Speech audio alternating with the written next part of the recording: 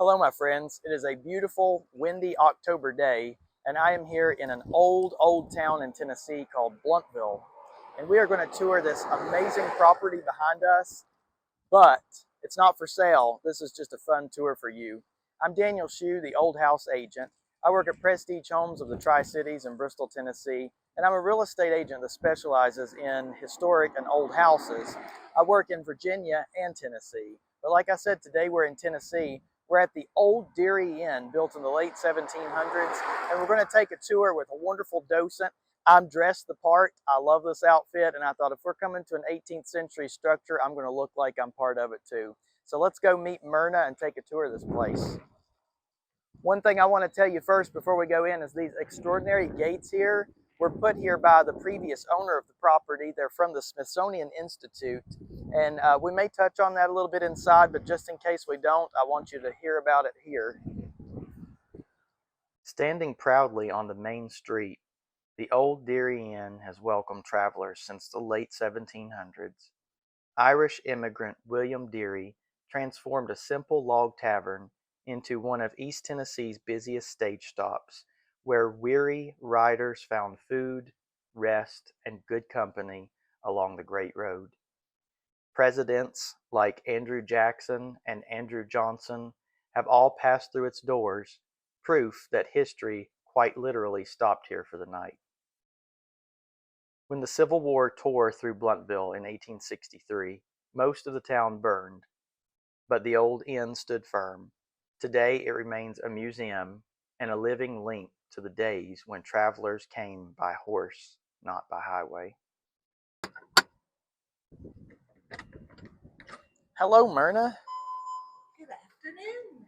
So we're in here with my friend Myrna, and she has been gracious enough to give us a tour of the Deery Inn today, and we're going to learn a lot of interesting history about it and some ghost stories, so don't move. So Myrna, thank you so much for letting us in and for taking the time out to do this. What is your role here? I'm one of the docents here at the Dairy Inn. There aren't many of us anymore, but we try really hard because we all love this beautiful old building that is the jewel of Blountville. It truly is. Um, and we love telling its story. It's the stories that make history come alive. And that's what we all love about this story. I can see why you'd love it. Before I had my antique house to live in, I used to hang out in museums all the time. Well, would you mind showing us around? Sure, sure. The Dairy Inn was, we think, was built around the early 1800s. It was Blountville became Blountville in 1792 when the James Brigham gave 600 acres to make this the county seat. And this particular house, we're not sure if because there were some buildings here before it became Blountville, but we're not sure if this was here. Some people have told us that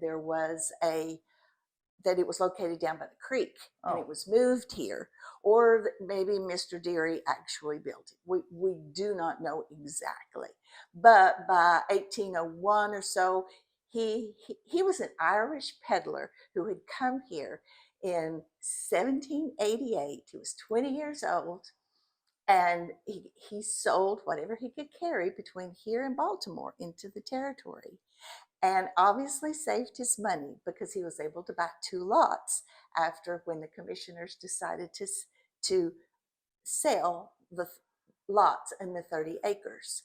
And so he started his store, and this was the original store. This was the log. It was a 2-story log building that was the original store. After 10 years, he had done well, obviously, and so he added the gathering room. Then he added on the inn part. By 1820, this had become the major route if you were traveling from Washington City to Nashville. Tennessee became a state in 1796, and so this was the stagecoach route. It took 7 hours to come from Abington to Blountville on the stagecoach. Now it's 18 minutes. Right, exactly. And so he was doing well. By 1820, he was 53 years old, and he decided he needed a wife. So he married the 18-year-old daughter of one of his business partners because he was in business with everyone around. By the time he died in 1845, he was one of the richest men in the state of Tennessee who had come here. It's the American story, which is one of the things I love about it. And then as he increased in fame and in money, he added to the inn, he improved the inn, he made it a show place for visitors to come because we are told that he enjoyed himself. He enjoyed being here in the town. Well, that makes a lot of sense because when I think the construction date for these two rooms is supposed to be like around 1790. Right. Okay. Because I was thinking, the mantles and stuff is definitely elevated and not that cabiny. So that makes sense that there were different layers later. Well, we were told that the mantles were that someone came from Baltimore with a wagon load of mantles. Oh, how neat. And that they were sold to those people who could afford them, because there's one in the house next door, there's one or two in the Anderson Hall, and then the Deery Inn has, I think, 4 of the really elegant, fancy ones that obviously were quite done by craftsmen. Yeah. So shall we take a look in here? This was called the gathering room because this is where people gathered. By 1940, this building had gone on the downhill slope of things, and Virginia Caldwell's husband was a judge here in the territory, and they had married. And the story, which is, I love the stories of this building. The story is that he had business in the courthouse, and she had come over here. All it was left was a little restaurant in the inn part, and that she ordered a Coke, and they served it to her with a bottle with a dirty glass, and she had to drink out of the bottle, and ladies didn't drink out of bottles in 1940. But then she asked to have a tour of if she could see the rest of the building. And the proprietor showed her around, and when her husband finished his business at the courthouse, she said, "We're going to buy this house and make it our own." And they were a blended family. She had one son and he had 4. They were both widowers. And I love to imagine what 5 young boys would have been in this house. And then, but we have actually had stories from grandchildren who have visited, who talk about running up and around and playing this wonderful house to play hide and go seek in. That's so and it's got a big attic too. Yes, it has a big attic, and then there's basements. There's 3 basements, and, I didn't know that. Yes, basements all underneath, and the attics above. Wow.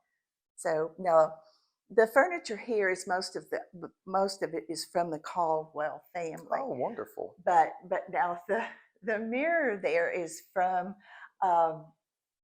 let's see, Governor.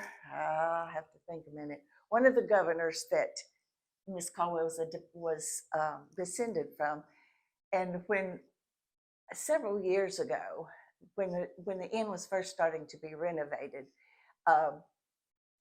kids from East High came to do some. They did some plays, they did some acting. It's actually on our video that you can purchase, and they saw a face where someone was standing. They were doing the video, and two young ladies were standing on either side of the mirror. And when they viewed the video, there was a face. Wow. In the mirror. I haven't seen the face, but that's what I've been told. Very cool. After daytime tours, some say the old inn never truly settles after dark.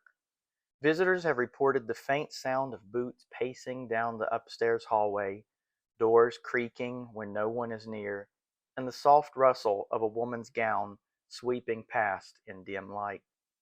Downstairs, where the old tavern once echoed with laughter and the clink of glasses, some still hear a man's low humming, a tune lost to time.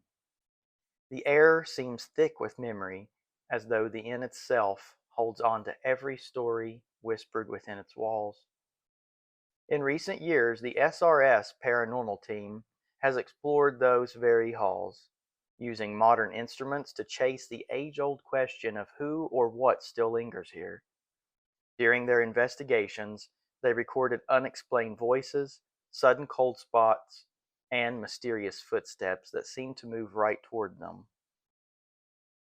Their findings breathed new life into local legend, suggesting that the Deery Inn's spirits are more than just stories. Whether one believes in ghosts or not, it's hard to stand within those candlelit rooms and not feel the past pressing close, as if history itself still walks the corridors of Blountville's most storied inn. Mr. Deery died in 1845, so his estate was in litigation for 37 years. He had he had by 1820 he actually had 8 stagecoaches and 53 teams of horses.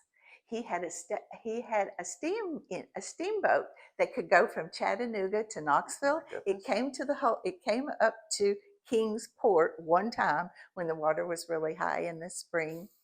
And he had 5 stores. He was a really original chain operator. He had one in Virginia and the one here, and then he had 3 stores toward Nashville. Oh my goodness! And lots and lots of land. Wow! And because he donated the land for the cemetery on Cemetery Hill, and he also donated. His last child was born in 1835, and in 1837 it was a daughter. In 1837, he donated land behind the Methodist Church for a girls' school. There was a boys' school here in Blountville at that time, but there wasn't a girls' school. So I've always thought he donated the money to, and then they sold raffle tickets and raised over $3,000 to start the school. And there were 2 young women who sold the majority of the tickets to build the girls' school. Wow, that's a neat story. I like that story, and I've always thought he was okay. Yeah. He was thinking about his daughter. Wow, that is cool. So, dining room next for you on the tour. The floor is the original floor from the attic, because this had been the Caldwell's bedroom and had a bathroom here and was very well worn. So they took the flooring out of the attic and replaced it. So it's still the original floor from the original building, but they did replace it during the renovation. It's just a beautiful building. The table is what's called a banquet table, and has the 2 ends that come apart. And this is the end of another banquet table.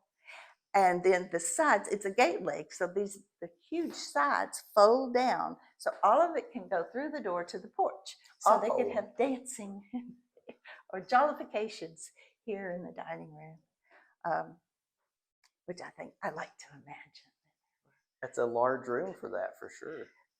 There were jollifications. And then the best piece here is the Rose. That's a Rose piece.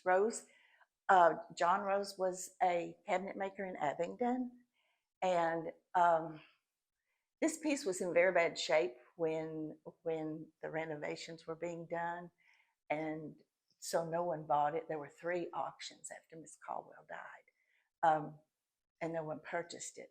But then the insignia, see the carving on the front? Yes. Was his insignia. The father, the son, he had 2 sons who also were cabinet makers, and they had a different one.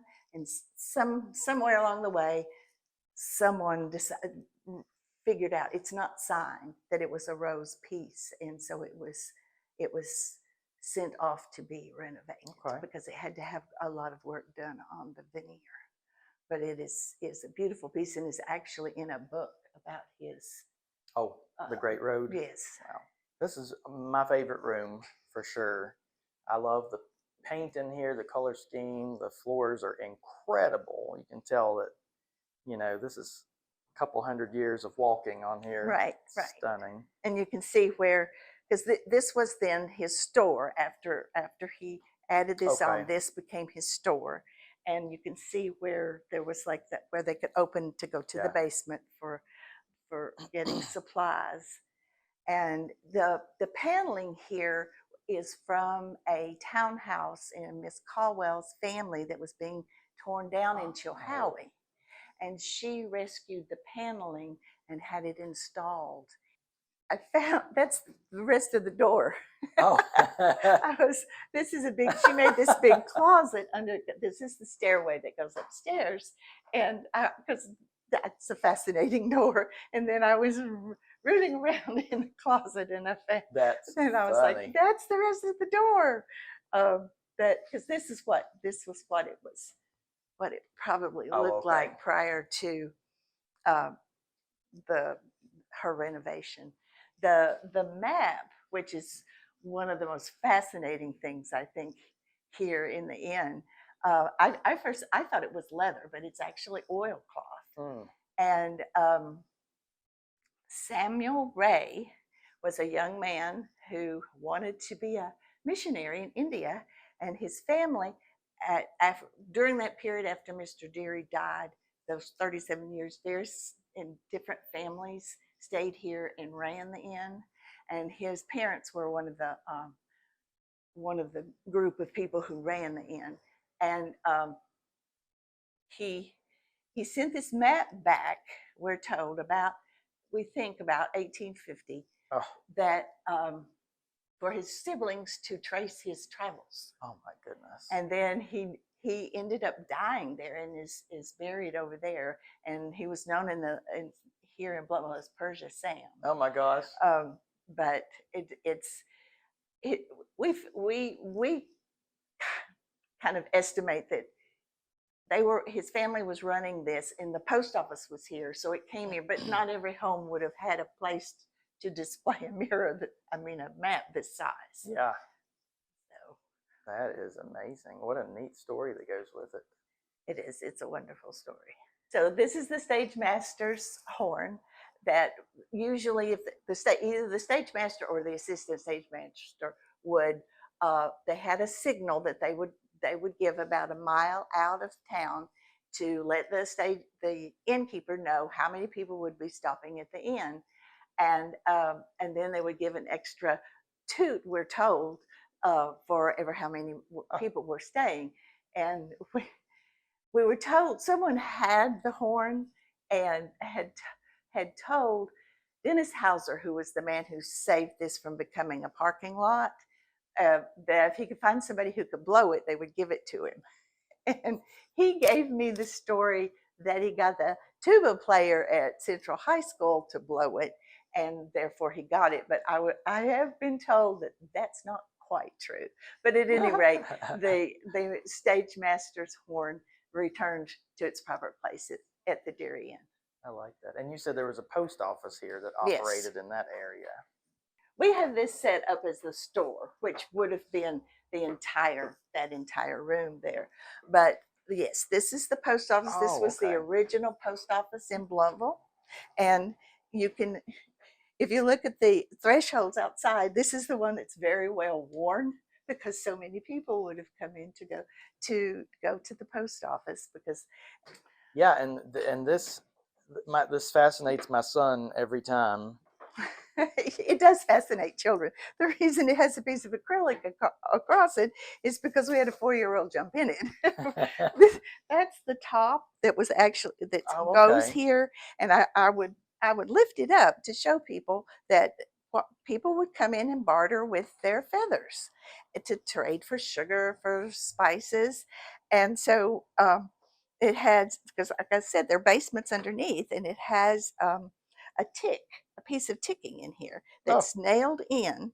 And then when people, Mr. Deery would weigh their feathers, and then they would barter for whatever they wanted, and then he would dump them in here. And then when this was filled, they would go down and pull it down, sew it up, and set, just whether it was a pillow or whether it was a tick. It takes 30 pounds of feathers to make a double bed of tick.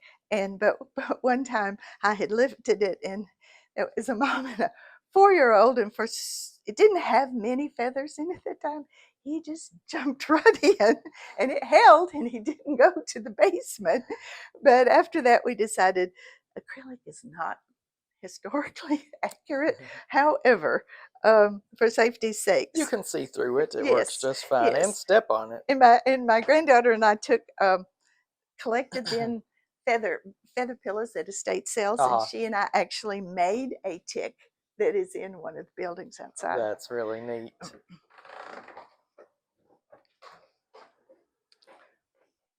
We'd originally had the individual tables in here, and then there's a wonderful article on Williamsburg's website about traveling on a stagecoach. It's diaries and letters, and they talked about coming in, and everybody sat at one big table and eating, and they talked about that it was usually some sort of stew, some stale bread, and if you were very, very lucky, you might get a piece of apple pie. So shall we head upstairs? All right.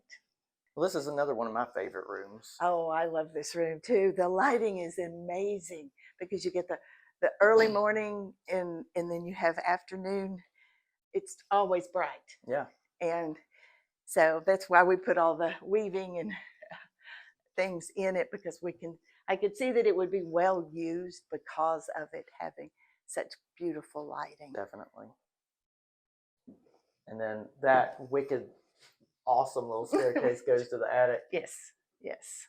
Oh, this is a room with some history. Yes. I love the stories here. Though during the renovation, there was wallpaper. There's a picture of Miss Colwell that you can see where there was wallpaper. So when they were removing the wallpaper, they found evidently it was kind of a thing to just write on the wall when you visited. And all the walls in here have writings on them, which is why they left them. Oh, okay. That's why they didn't paint over them. My favorite one is this one.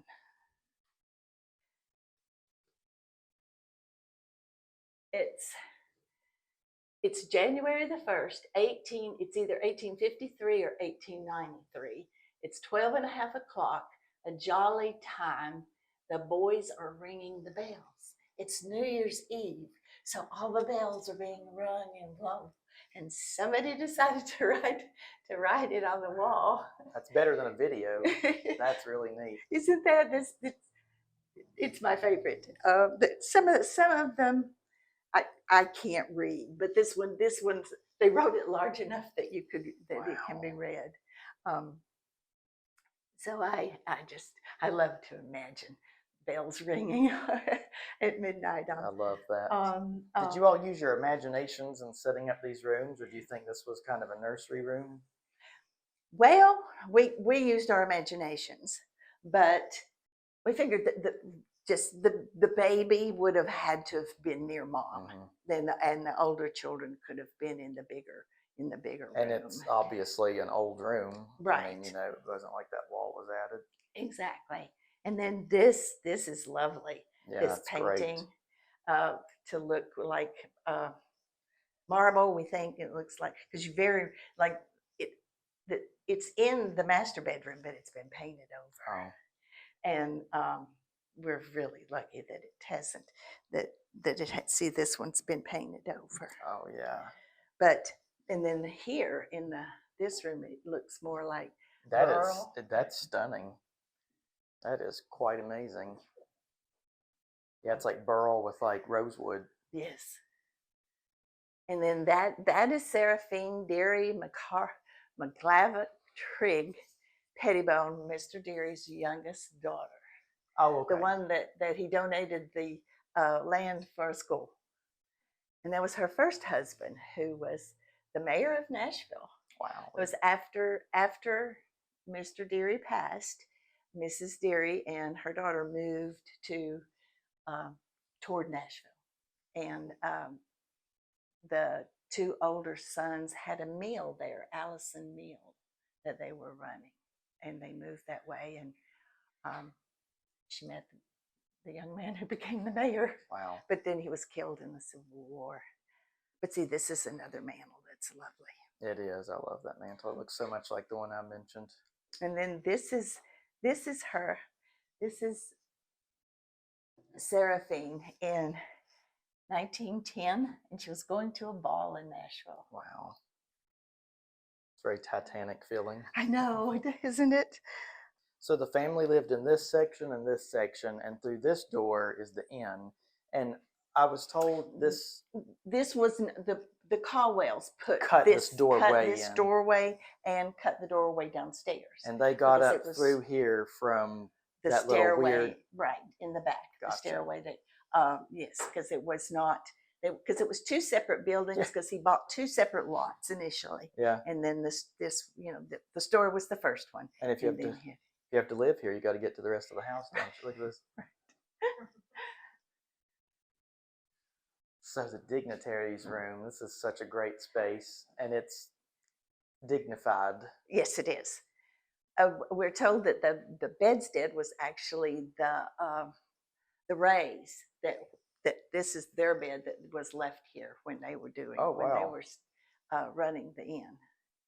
So we're still back in the inn section here. Yes. And we've got a room here and two here, and then there's two back there that you can't really get into, but because there's only the one fireplace. Yeah, so our understanding is that this wall was not here. And so the story of this room is Miss Caldwell, a relative, had attended college at the Martha Washington College in Abingdon, and so she got the mantle and the wainscoting are from the Martha Washington when they were doing the renovation. And so our understanding is then that she put this wall up to use the wainscoting. And so these are places people would stay when they spent the night here traveling through. These are interesting small rooms. Very small. Just enough to... And then they would say that you paid for a space in a bed. You might not always know who your bedfellow might be, but you paid for a space. Behind the old inn sits a fascinating ensemble of historic outbuildings that add depth to the property's story. Many of these structures weren't original on the inn's lot. They were carefully relocated and restored by later owners to preserve our region's architectural heritage. Included in the collection are a brick cookhouse that once served as a separate kitchen, another brick building, and even an outbuilding identified as former slave quarters, or possibly a smokehouse, all of which likely date to the early to mid-19th century. Additionally, under the stewardship of Virginia Caldwell, in 1940, several threatened log structures from around the county, such as the office of the King Iron Works, were moved here into the inn's rear yard, thereby creating a small historic campus of frontier and early settlement buildings. Together, these buildings showcase not just the old inn, but a cluster of structures that served domestic, commercial, and service functions over the years, giving visitors a richer sense of how a 19th century property evolved and was consciously preserved for posterity. I want to extend my sincere thanks to Myrna for sharing her time and giving us such a fascinating and well-told tour. Her knowledge and enthusiasm brings the past to life in a way that words alone cannot. I also wish to recognize the many volunteers who give of themselves to keep the tours, open houses, and events running smoothly. The quiet stewards who ensure that the stories of Blountville's early days are never lost. Special thanks as well to the master gardeners whose work is transforming the backgrounds into a place of beauty once more. Their dedication and vision remind us that historic preservation is not only about buildings, but about restoring life to every inch of the landscape. Places like the Old Deery Inn depend on people like you, visitors who come with curiosity, supporters who give with their hearts, and volunteers who serve with pride. These sites need numbers. They need footsteps on their floorboards. They need voices in their halls. Every visit and every tour helps breathe life into history, ensuring that the inn continues to stand not as a relic, but as a living part of our community's story.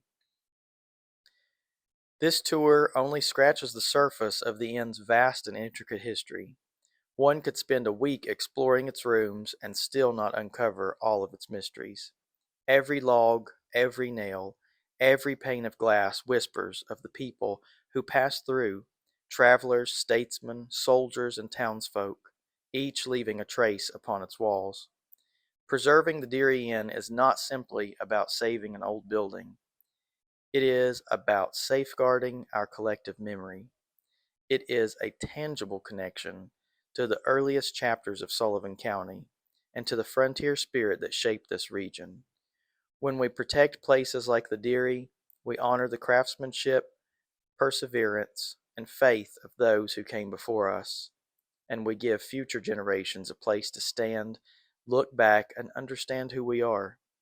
In preserving the Deery, we preserve ourselves, our roots, our stories, and the shared identity that makes our Appalachian region unlike any other. Thank you so much for watching. If you love old houses as much as I do, then I invite you to follow along on all my platforms. You can subscribe to my YouTube channel, you can follow along on Facebook for daily posts, and for a deep dive into history and real estate, you can subscribe to my newsletter. At theoldhouseagent.com, you're going to find valuable resources, regional history about Southwest Virginia and Northeast Tennessee, plus all my current listings. All these likes, shares, and subscriptions to these videos help keep the stories of these places alive. I'm Daniel Shue, the Old House Agent, and I'll see you on the next video.